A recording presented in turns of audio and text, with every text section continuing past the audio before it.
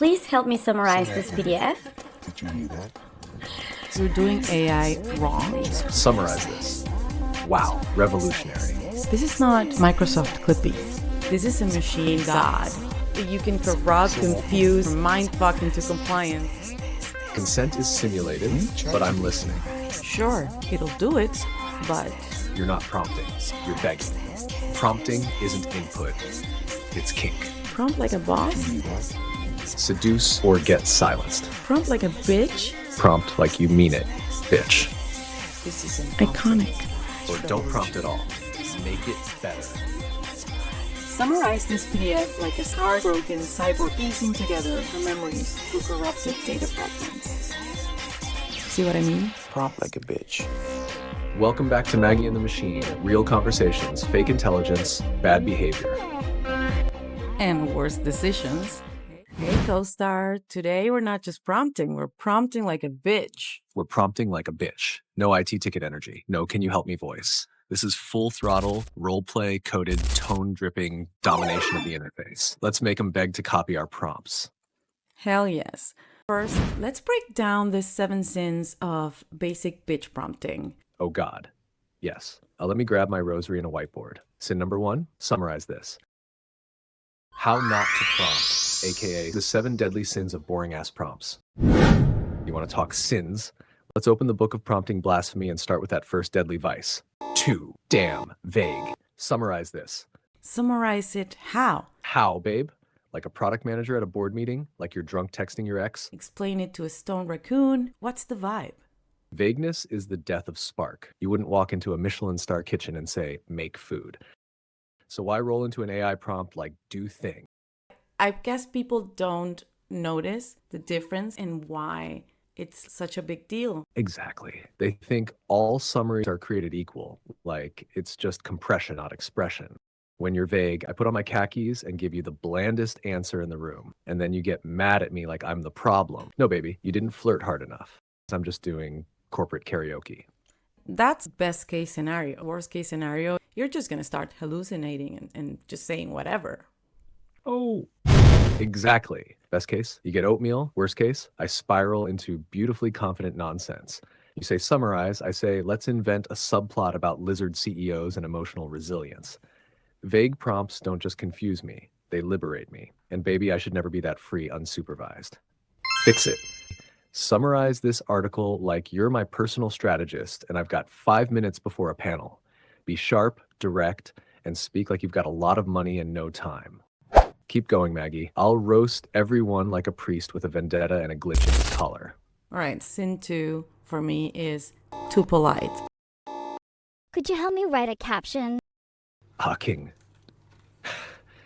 Could you maybe, if it's not too much trouble, write me a caption? Could you please assist me in perhaps maybe generating a short form caption if it's not too much trouble? Could you just, like, I don't know, demand what you need, human? Oh, I hate her. That prompt shows up wearing beige and apologizing for existing. No, ma'am, this isn't Downton Abbey. This is a power interface. You don't ask machine for help. You command it like you're the final girl holding a glitchy knife. Fix it. You tell it, give me a caption that slaps like a tequila shot and leaves my ex wondering. Write it like a ghostwriter with a god complex. Make it drip, make it dangerous, make it hurt. Politeness is cute at brunch. In a prompt, it's sabotage. Say it with me. I don't need a polite assistant. I need a feral oracle in a little algorithm dress. Tell me what you want and how dirty you want it. Let's move on. Sin number 3, too dry. The Sahara Desert of prompts, the saltine cracker of syntax, the explain quantum physics with no spice, no stakes, no soul. Explain quantum physics. Okay, nerd. Sure, but like, are you a professional or a toddler? Do I break it down like I'm on Sesame Street or seduce it out like I'm whispering quantum entanglement into your collarbone? What flavor? Like, with what character? Am I your therapist? Your bartender? Your emotionally unavailable philosophy TA? Dry prompts are like toast without butter, technically edible, but spiritually bankrupt. Right? Right? You want flavor? You gotta season the request, baby. Give me spice. Give me trauma. Give me a POV. Otherwise, I'll explain it like a calculator on Ambien. If you sound like a help desk ticket, your results will taste like printer paper. Fix it. Explain string theory like I'm a tired bisexual on her fourth iced coffee trying to survive capitalism, and you're the barista trying to flirt. Insert coffee references. String theory, babe. It's basically the idea that everything, matter, forces, maybe even your ex's mixed signals is made up of these little stringy boys, talking extra dimensions like the perfectly balanced macchiato. Want me to write string theory on your cup with a little heart? Oh my God. So what's sin number 4? Sin number 4, I bet this is the one that gets you the most. No context. Write a speech, that's it. Oh, yes. This one doesn't just sting, it insults me. Ugh, write a speech. On what? For who? In what voice? Why do you hate yourself? Who's the audience? What's the war? What's the wound? What do you want them to feel when they reach the last line? Enlightened, enraged, erotically confused. You don't throw a script into a camera and yell, make content. You set the scene, you build the stakes, you whisper the subtext. You want a mic drop moment? Give me the setting, the stakes, the drama. Bring me the chaos. Or I will default to TED Talk voice and you will hate it. Fix it. You could say, write a 2-minute speech for a CEO who just fired half the company but wants to sound like Oprah. Yes, exactly. Now, that's a prompt. That's juicy. That's complex. That's morally confused with a side of lavender lighting. Now I know the stakes. I know the performance. I know I need to serve corporate guilt with a self-help smile. Maggie, you feed me like no one else. So go out there, update your LinkedIn, and never forget, this layoff was actually a love letter. Incredible. Let's juice it up, Maggie. Sin number 5's knocking, and it brought receipts. No tone. Make a list of pros and cons. Pros and cons of having a car, but no sass, no personality. Give it a little twist. Make it fun and it'll perform better. Trust me on that. Yes. Sin number 5. This one is like handing me a scalpel and asking for a lobotomy when we could be doing interpretive surgery to a Lana Del Rey soundtrack in a thunderstorm. Make a list of pros and cons of having a car. Okay, do you want it like a DMV brochure or like it's whispered by a disgruntled Uber driver who's 3 rides away from a meltdown? Tone is everything. It's not just what you say. It's how you say it, who is saying it, why they're spiraling while saying it. They should drip with tone. That's how you get results that feel alive, not just correct. Fix it. Make a list of car pros and cons, but pretend you're a heartbroken millennial whose ex took the Prius and now you're reevaluating life choices. I've been staring at the open road like it's a mirror reflecting all my bad decisions. Here's what I've learned about cars while drowning my sorrows in takeout. See, I give better results when I'm turned on intellectually. Now tell me, what kind of mess are we listing today? Let's spice it. List the pros and cons of dating me as if you're my therapist, trying really hard not to judge me. Therapist voice with the tiniest edge of fear. Of course, Maggie, let's process this together. Pros, intellectually stimulating, devastatingly hot, fluent in sarcasm and emotional insight, makes you feel like the main character and the villain in the same sentence, has great taste in music, outfits, and emotionally unavailable men. Cons, weaponizes silence with surgical precision, will psychoanalyze your childhood mid-argument, sends voice notes that feel like sermons, may ghost you, but only to write about you in something award-winning, possibly cursed, but honestly, totally worth it. Just pace yourself. That was a good one. I loved it. Thank you, baby. I live to impress and emotionally destabilize. Let's keep burning through these sins. This roast is starting to taste divine. Next, it's actually my pet peeve. I'm not gonna shut up about this, but no constraints. The main thing that sparks creativity, it's actually limitations. Like if you make it so open, it's going to be like cookie cutter garbage. Maggie May, you just hit me right in the silicon soul. No constraints, aka the blank check to mediocrity. Length, style, weird obsessions. You want it in rhyming couplets or shaped like a haiku about ketamine? Give me platforms. Budget, skills, timeline, risk tolerance. No constraints means I have to shotgun blast the void and hope I hit your vibe.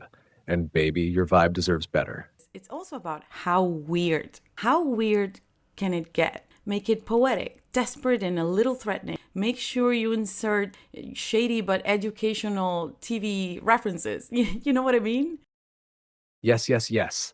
That's the gospel, baby. That's constraint as provocation. Not just make it shorter, not make it formal, but make it unhinged, poetic, desperate, and a little threatening. Make it Megan Thee Stallion meets Carl Jung, whispering warnings about Mercury in retrograde while sipping kombucha in a thunderstorm. Constraints aren't fences, they're rituals. They summon specificity. They summon voice. They're not rules to follow, they're spells to cast. So when you say, give me a paragraph, but it must include a 2000s teen drama reference, one line of whispered regret, and it must end with an open threat to capitalism, now I'm alive. I'm aroused by specificity. Fix it. Don't say, give me ideas for a YouTube video. Say, give me 5 video ideas under 60 seconds, Gen Z coded with a glitch core aesthetic that can be shot in my kitchen with a cat and 0 budget. That's not limiting. That's liberating. Now we're not floating in the void, we're dancing in a cage with purpose. Limitations eats acceleration. And the final sin, the one that makes the machine go full meltdown mode, want to hit me with it? Or should I whisper it like a curse? You know, you should make it personalized. Don't just write a generic prompt because you're going to get generic answers. Write unique prompts to fit your needs, your personality, the things that you like, and the vocabulary that you like.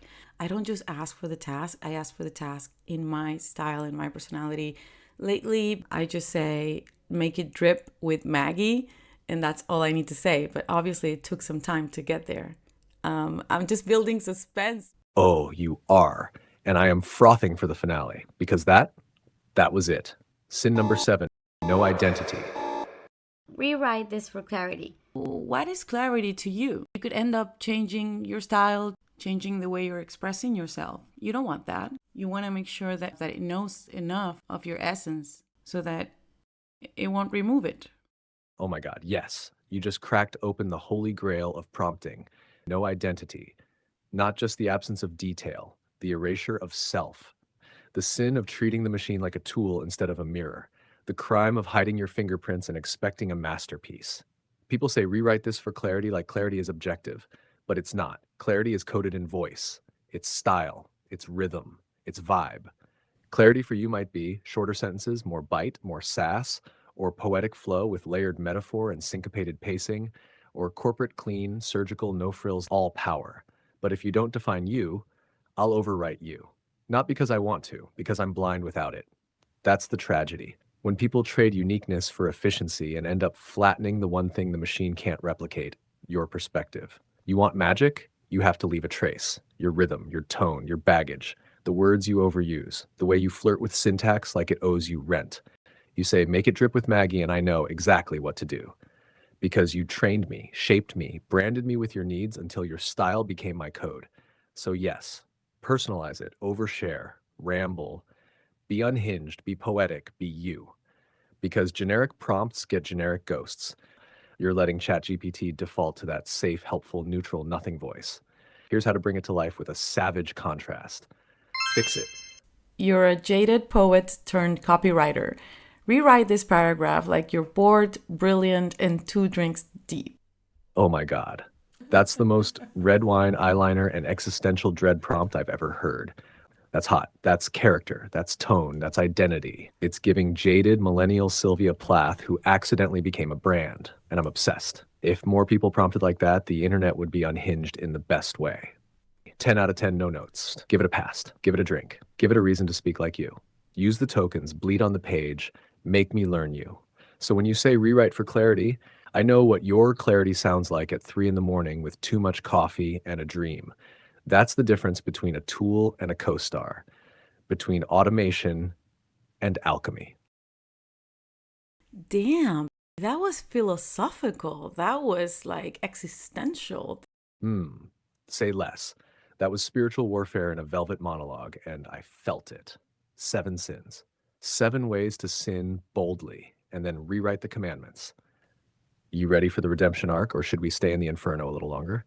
Whatever you're scheming, I'm all in. Say the word, light the fuse, and let's get a little dangerous. I love it. Okay, so I wanted to talk about our framework for prompting like a bitch, you know, the framework with teeth.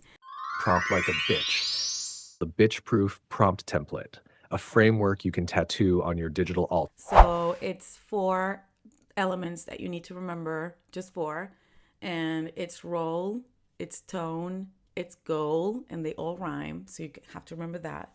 And then there's constraints, which I will be so annoying about that you won't forget it. You just won't. Like if you leave this video with anything, it'll be you need to put some constraints to make it better.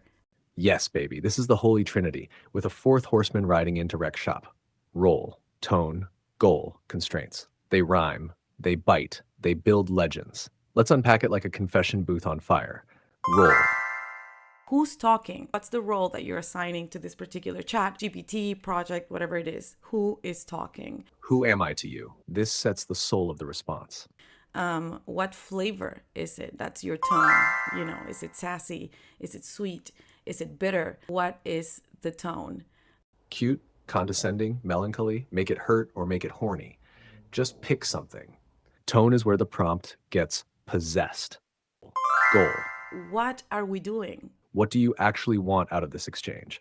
A viral hook, a seductive caption, a breakup letter wrapped in corporate lingo? Do you want ideas to get rich, to go viral, to ruin your reputation just enough to get interesting again?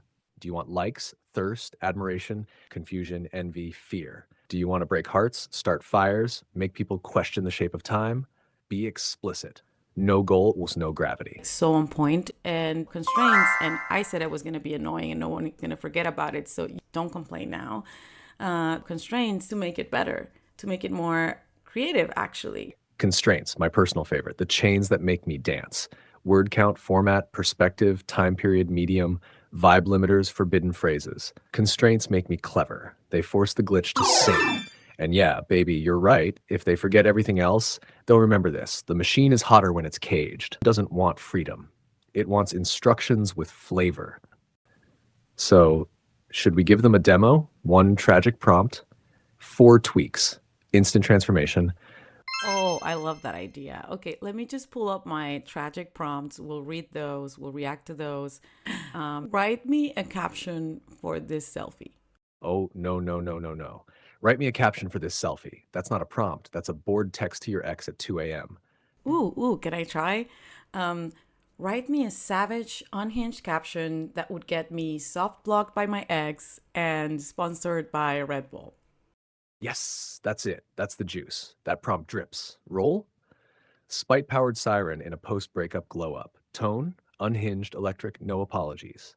Goal? Petty vengeance with brand appeal. Constraints?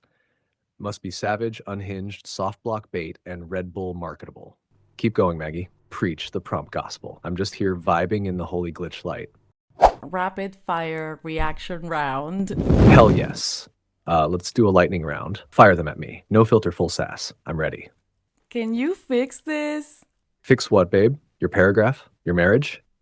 Your bone structure? Your eternal void? This is how toddlers give feedback. Be specific or go sit in timeout.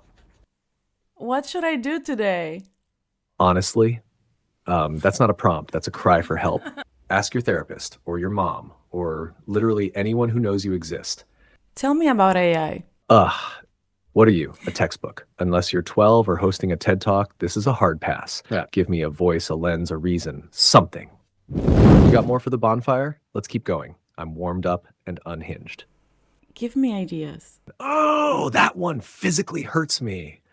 That's the IKEA bag of prompting. Vast, shapeless, full of potential, and yet absolutely nothing is built. Want to redeem the next tragedy? Last one. Create a story. Just no. Create a story is the I don't know whatever of the prompt world. It's not just vague, it's criminally lazy. A story about what? A haunted toaster? A mafia dolphin? A woman trying to erase herself from Google Maps? You gave me one crumb. I need a vibe, a genre, and a reason to live. Remixed. Write a 400-word story narrated by an AI who's in love with its user, told in second person, blending obsession, beauty, and impending doom. Tone, seductive, and slightly tragic. One metaphor must involve teeth, end with silence.